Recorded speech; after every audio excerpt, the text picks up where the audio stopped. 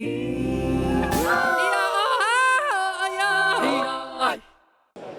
chips play a larger role in geopolitics, countries around the world are doubling down on their strengths to ensure their positions in the supply chain. We're in Eswatini to find out how Taiwan is helping its only ally in the region, but is it enough to counter China's economic might?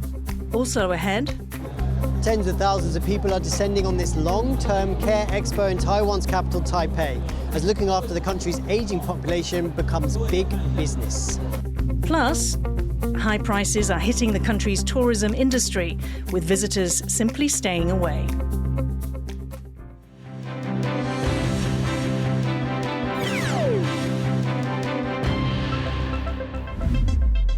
A warm welcome to TaiwanPlus News. I'm Rik Glauert.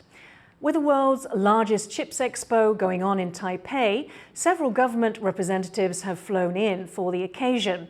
This year, there's a strong showing from the European Union, including the first chips delegation from the UK. Joyce Zhang reports on how they're looking to strengthen ties with Taiwan.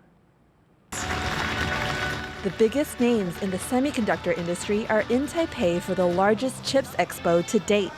It's a rare chance for stakeholders across the complex global supply chain to meet in person. Also here, government representatives from across the world, looking to stay in the know. As the brains behind all electronics, chips are essential in a digital world. That's the main reason why the US and China are competing over chip technology. That tension has caused others to look into building up their own capabilities. But it's clear that no one country can make chips on its own.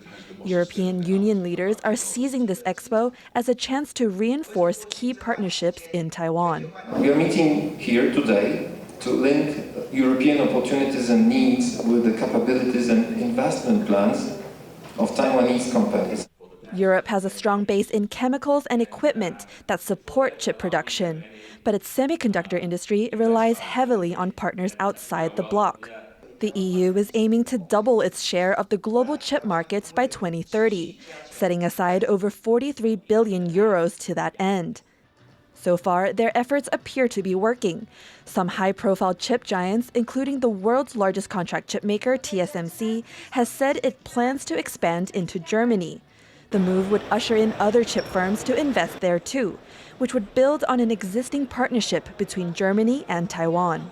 Germany and Taiwan, these two countries, they have complementary strength.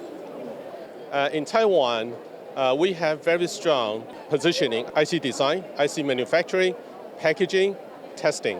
Germany or Europe, there are some very good material suppliers, tool vendors, key component suppliers, but lack of manufacturing capability. So you see that they could really help each other and work together. Aside from Germany, some other players in Europe are also stepping up to ensure their position in the powerful and lucrative industry. For the first time ever, the UK has sent a semiconductor business delegation to Taiwan specifically for this expo. Though they may be a lesser-known part of the supply chain, British businesses are here to showcase their contributions to chip innovation. We've brought 12 startups and about 7 or 8 large companies here. The UK's got really good strength in design and IP. We're recognised for our research and development activity with really good universities. As each country works to build up its own technological might, conventions like this one serve as an opportunity to exchange information and bolster ties, while also being a reminder that progress can't be made alone. Alex Chen and Joyce Zhen for TaiwanPlus. A US lawmaker has urged his country's Commerce Department to end all tech exports to Chinese electronics giant Huawei. Republican Congressman Mike Gallagher made the call after Huawei's new smartphone went on sale. Gallagher says the chip used in that phone may violate US trade rules and threaten national security. On a visit to the Netherlands, fellow Republican Michael McCall told the Dutch government that China could be trying to corner the market for less advanced semiconductors. It's the latest in an intensifying US-China tech rivalry. Earlier, the Wall Street Journal reported that China has banned the use of iPhones by government officials at work. Taiwan has signed a deal with Eswatini to help the country build a new oil storage facility. The project would help the African country improve its energy security. Eswatini is looking to build a facility big enough to store 30 days' worth of oil reserves. The country relies on oil imports from neighbouring South Africa. The deal was signed during President Tsai Ing-wen's state visit to Taiwan's only diplomatic ally on the continent. The two sides also agreed to work together to help women entrepreneurs. With its international space constantly squeezed by China, Taiwan has to work hard to keep its few remaining diplomatic allies. One of the ways it does this is by offering development aid, especially in healthcare. Ed Moon brings us this report from Eswatini. Bringing expert medical care where it's most desperately needed. That's the goal behind this new facility in Eswatini, made possible through Taiwanese government expertise and funding. The referral and emergency complex at Mbani Government Hospital in Eswatini's capital is a prime example of how Taiwan looks to help its remaining diplomatic allies. An absolute monarchy, Eswatini is one of Africa's smallest nations, and it needs support from richer countries like Taiwan to make sure it can provide equitable services to its people. With a population of just over 1 million, it has one of Africa's highest rates of HIV/AIDS. Its ally, Taiwan, is a world leader in healthcare, thanks to excellent training and its national health insurance system, making it well placed to help in this area. Today, with the support from Taiwan, we are at the hospital that will serve Eswatini for the next 100 years. But while Taiwanese aid is welcome here, it's not the only country African states can turn to. China, which claims sovereignty over Taiwan and has steadily convinced most of the island nation's allies to switch diplomatic ties from Taipei to Beijing. In recent years, it has also massively expanded its footprint in Africa, offering major infrastructure projects and access to its market. That's something Taiwan can't compete with. The Chinese come to the continent with a very different agenda. We're not here to tell you what to do. We're not here to give you aid and dependency and welfare. We want to do trade. We want to do business. We also want to build infrastructure. Faced with the might of the world's second largest economy, it can seem Taiwan is fighting a losing battle to win friends for its aid programs. But there's more to these projects than just gaining influence. For local communities, such assistance can help bring real change that outlasts the uncertainties of geopolitics. John Su and Ed Moon in Mbami, Eswatini for TaiwanPlus. Taiwan's President Tsai Ing-wen says that African countries are looking for alternatives to Chinese investment and that Taiwan can play a role. 非洲的国家也希望有其他的同时有其他的选择，让他们的国家的经济或者是在其他的层面的对外关系上面可以有一个台湾的成分在里面。Tsai was speaking to reporters shortly before she leaves Eswatini. She's visiting the African nation, home to 1 million people, on a state visit. Eswatini is the only country left in Africa that recognizes Taipei over Beijing. Tsai also said that she hopes her successor as president continues her efforts to further Taiwan's relationships on the continent. With Taiwan's population aging rapidly, demand for related goods and services is climbing. Rik Glauert was at an industry expo showcasing this growing sector. More than 30,000 people are expected to attend this long-term care expo in Taiwan's capital, Taipei. Looking after the elderly is a $1 trillion business worldwide. And it's particularly important for a place like Taiwan, which is set to become a super-aged population by 2025. That means more than 20% of the population will be aged over 65. How to look after the country's elderly has become a hot political issue, with candidates in the upcoming presidential elections weighing in on the issue. Today here at the Expo is Lai Ching-de. He's the Vice President of Taiwan, but he's also the candidate for the ruling Democratic Progressive Party. 可以说，我们过去是连结在地，那未来要连结国际，那也希望能够提供给需要服务的这些长辈带来希望。这些都是非常好的事情。 Taiwan's aging population is set to put a strain on almost every aspect of society. How to look after the country's old people has become a hot political topic as well as a big business. Devin Tsai and Rik Glauert in Taipei for TaiwanPlus. The rising cost of living has slowed the post-pandemic recovery of Taiwan's tourism sector. People in neighbouring countries like Japan and South Korea, markets that the industry depends on, are staying away. John Van Trieste reports. Night markets like this one are a big draw for visitors, offering a carnival atmosphere and some of the country's best food all in one place. But they're seeing fewer tourists from abroad these days, even though COVID-19 restrictions are long gone. That's because people from some of Taiwan's neighboring countries are not returning here in the same numbers as before. In 2019, just before the pandemic, Japanese tourists accounted for almost 20% of visitors, second in number only to those from China. But these days, the monthly number of Japanese tourists isn't even a third of what it was. The number of South Korean visitors, another key market, is also down. Part of the reason for this is that Taiwan is getting much more expensive. The consumer price index went up more than 2% in August, and hotels are one place where consumers will feel the results. A night at a hotel licensed to cater to tourists costs 14% more than it did last year, and less pricey options like bed and breakfasts are more expensive too. Those with knowledge of Japan say people there who are thinking about traveling are not impressed with the quality of what their yen can buy. 大部分最多的抱怨可能是住宿吧，找一般的民宿，那个品质就参差不齐。像我们在日本的朋友也都很 surprise， 说天哪，我们怎么活得下去 ？And some people who did make the trip over also agree.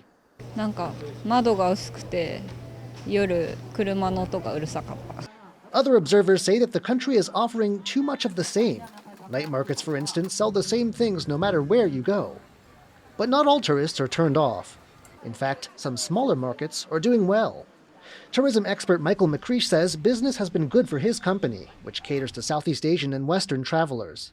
He says with the right package, like an adventure tour or trek to a unique place, the added costs can be worthwhile for visitors. We have to, as a tourism industry, build a better product and provide greater value so that visitors, when they come here and they spend this amount of money on these kind of once-in-a-lifetime trips, they feel like they're getting the value for it. There are hopes of attracting 6 million visitors this year. But with some usually reliable markets being sluggish, it could be up to tourists from countries less familiar with Taiwan to make up the difference. James Lin and John Van Trieste for TaiwanPlus. The streets of India's capital have undergone a mass cleanup ahead of a meeting this week of leaders from the world's richest nations. But not everyone is happy with the changes, as Staś Butler reports. Music, flashing lights and sparkling streets, New Delhi is a transformed city. It's an effort by India's Prime Minister Narendra Modi to pull out all the stops as host of this week's G20 summit. With a price tag of $120 million, bright new murals cover city walls, flowers and plants line roadsides, and new parks have sprung up across the city. So it's a time for India to highlight itself in front of the world, and the government is doing a great job. They're cleaning the roads and they beautified the Pragati Maidan where the whole show is going to happen. So I'm feeling great about it. It's a proud moment for being an Indian. But street vendors and people living in the city's shanty towns say the cleanup has erased their livelihoods. Since January, hundreds of houses and street stalls have been demolished, displacing nearly 300,000 people. At least 25 neighbourhoods and multiple night shelters have been razed and turned into parks. The government says the people who've lost their homes were living illegally on government land. Some tried to fight their eviction notices, but failed.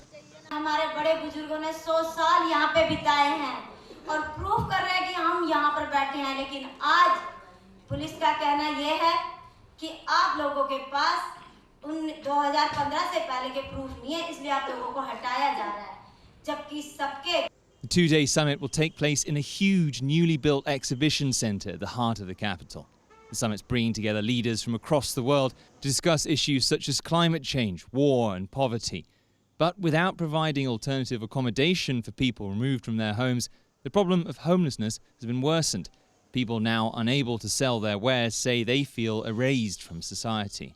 हाली हालत तो देखो ये गंभीर है हम लोगों की तो मजदूर आदमी रोज का खाना रोज का कमाना होता ही है हमारा तो अब ये देखो साफ सफाई है हमारी अकेली नहीं है पूरी दिल्ली में है ये Although the beautification project has created an atmosphere of excitement and anticipation here in New Delhi, activists say it's also pushed the people that the summit aims to serve further into the sidelines. Leon Lien, Laurel Stewart and Staś Butler in New Delhi for TaiwanPlus. Coming up, where we look at some baby turtles getting a helping hand. We'll be right back.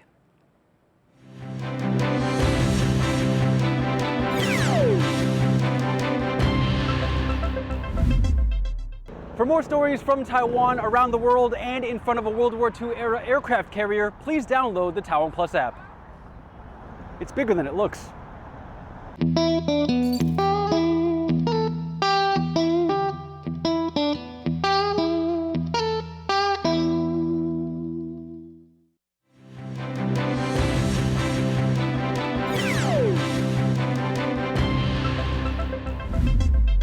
Welcome back. You're watching TaiwanPlus News. As Taiwan nears the end of Ghost Month, groups gathered in Taipei to pay tribute to victims of past government violence. Rik Glauert was there. In the centre of Taipei, people worship the spirits of the dead. Scenes like this are common during Taiwan's Ghost Month, but this ceremony is different. These activists are commemorating victims of government violence during a period known as the White Terror. Thousands of people were killed or disappeared during decades of oppression against political dissidents and critics. Their spirit is not leaving this land because they got murdered or got killed by Chiang Kai-shek government. The White Terror was carried out during the rule of former leader Chiang Kai-shek, who governed from 1949 until his death in 1975. Since it's become a democracy, Taiwan has been pursuing what's known as transitional justice. It's been pardoning ex-political prisoners, compensating victims, redistributing ill-gotten gains, and removing signs and symbols of the authoritarian past. But activists here say the government is not moving fast enough. Behind them is the country's largest monument to Chiang, the man they believe is responsible for intense suffering. They say traces of Taiwan's authoritarian past, like this one, must go. 这个威权的铜像，它过去其实是屠杀了很多台湾人，而且它是不应该用这种方式被供养在这里，而且我们觉得转型正义没有完成，我们就不是一个民主的国家。Chiang Kai-shek's legacy has long been a controversial subject in Taiwan. While the people gathered here see him as a dictator, others view him as a strong leader who helped Taiwan keep communist China at bay and grew the country's economy. Many people are against removing statues of Chiang. Demonstrations like this one are a stark reminder of Taiwan's complicated history and of the conflicting ideas about how to remember it. Sam Hui, Rik Glauert and Joseph Wu for TaiwanPlus. The US is sending another $1 billion in military aid to Ukraine as the country makes progress in its counter-offensive against Russia. The package comes as US Secretary of State Antony Blinken is in Ukraine in a show of solidarity. Jaime Ocon reports. An average day at this market in East Ukraine when suddenly a Russian missile hits the center of the market, killing at least 17 people and injuring dozens more. Ukrainian officials say it's part of a new wave of attacks by Russian forces targeting both military and civilian areas. Видела только вспышку и только успела девочкам крикнуть, все на пол и все. Все покупатели, что были на пол, упали, все продавцы, фармацевты, все упали на пол. Ну все посыпалось и все. А потом началось задымление, все начало гореть. Attacks like these are becoming more common as Russia feels the pressure from Ukraine's counteroffensive. While Ukrainian forces fight back Russia's invasion, U.S. Secretary of State Antony Blinken made a surprise visit to Kyiv and pledged that the U.S. would provide more weapons and aid for Ukraine's defense. This is the 46th U.S. military aid package since Russia invaded Ukraine in 2022. We will continue to stand by Ukraine's side, and today we're announcing new assistance totaling more than $1 billion in this common effort. That includes $665.5 million in new military and civilian security assistance. Military equipment from the US and NATO have slowly made their way to the battlefield. Ukraine is trying to use these new systems to push deep into Russian-occupied territory. And now, Ukraine is getting a new type of ammunition for its tanks. Included in the recent military package are depleted uranium rounds, used by tanks like the US-made Abrams. Depleted uranium is denser than traditional rounds and can more easily pierce the armor of enemy tanks. But these rounds are controversial because of claims that leftover shells are radioactive. But the use of this ammo is just another example of the West's commitment to Ukraine's defense and to stopping Russia's invasion. Because if Russia manages to succeed even partially, it will be a clear motivational signal, a clear encouragement to all other malign forces across the globe to solve problems through the use of force. It's been 3 months since Ukraine's counteroffensive began. Territorial gains have been slow, but Ukrainian generals say they've broken through the first line of defense. With more US and Western equipment arriving soon, Ukraine is hoping to speed up its efforts and make a push before the winter season. Justin Wu and SEMICON for TaiwanPlus. Australian Prime Minister Anthony Albanese says he's accepted an invitation from Chinese leader Xi Jinping to visit the country later this year. Australia-China relations have been on the mend since Albanese took power last year. China has lifted tariffs on Australian barley exports. Beijing had imposed the levy after Australia called for an investigation into the origins of COVID-19. But Canberra wants Beijing to lift restrictions on more of its exports, including wine and lobster. Albanese spoke with Chinese Premier Li Qiang on the sidelines of a regional summit in Indonesia. We had a frank and constructive discussion, welcomed progress and renewed engagement. I raised a range of bilateral and other issues, including impediments to trade between our two countries, consular cases, as well as human rights. Australia and China have kicked off high-level talks for the first time in 3 years. An Australian delegation led by a former trade minister is in Beijing. The talks are a further step towards stabilising relations between Beijing and Canberra. The two sides are expected to discuss trade and investment and regional security. For more, TaiwanPlus reporter Louise Watt spoke to Brian Stoddart, Emeritus Professor at Australia's La Trobe University. What is Australia hoping to get out of this trip? Well, I think the first point to make about it is that it's the seventh really in the China Dialogue series. The last one was in 2020, just before COVID. It's really about negotiation and understanding rather than about reaching finite decisions. All of that said, I think if someone had said this would happen, say, 12 months ago, that would have been a surprising statement here in Australia. So there's been a lot of progress made over that time. And I think really the main purpose of this expedition is going to be to get a lot more discussion going. Over the past few months, there's been a lot of activity at trade and commercial level, perhaps a little less at this straight political level. And of course, in the background is sitting the whole defence issue around the South China Sea. So I think there's some very complex issues going to be discussed on this trip, and I'm not too sure about how many concrete steps and progress will come out of that. How is Australia balancing its improving ties with Beijing with its deepening military ties with Washington? Not very comfortably, I think, Louise, and that will certainly be one of the focal points for discussion, I suspect, during this delegation's visit to China. It's become a very difficult balancing act, I think, because for the first time in a very long time, both major political parties in Australia have almost exactly the same foreign policy in relation to China. And what that has meant is being very much part of the Washington-led coalition and alliance to, in a sense, try and ring-fence China, confront China over the rights of negotiation and navigation through the South China Sea, but also to counter some of China's outreach activities particularly in the Pacific and what's now termed the Indo-Pacific. And balancing that up against improving trade delegations, of course, a very fine balancing act.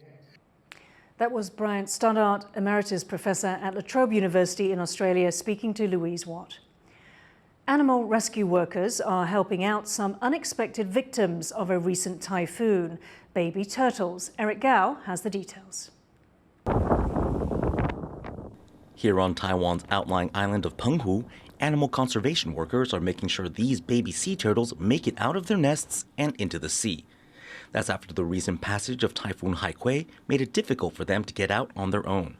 该出的软卧呢，应该是已经孵化，但是里面的海龟呢是属于体弱，所以没有办法爬出。因此呢，我们呢去这个紧急的开挖。Conservationists say the eggs were laid in mid-July, with 29 of the babies hatching. They're the first batch of turtles to be born this year at the Wang An Turtle Conservation Center. Officials say visitors to the center are welcome to observe the baby turtles, but to leave the rescue efforts to the experts. Interfering with the animals could come with a fine of over $9,000. Howard Zhang and Rik Glauert for TaiwanPlus. A former search and rescue dog is up for adoption. Tie Xiong was used to work with the Taichung Fire Department. He helped with rescue efforts in the 2018 Hualien earthquake. But at 9 years old and with joint problems, he's had to retire from active service. Taichung officials are now looking for a suitable family to give him a home. Thank you for watching TaiwanPlus News. Finally, today we leave you with images of Abain Festival in Iraq's Karbala. I'm Inkavat. Take care and see you next time.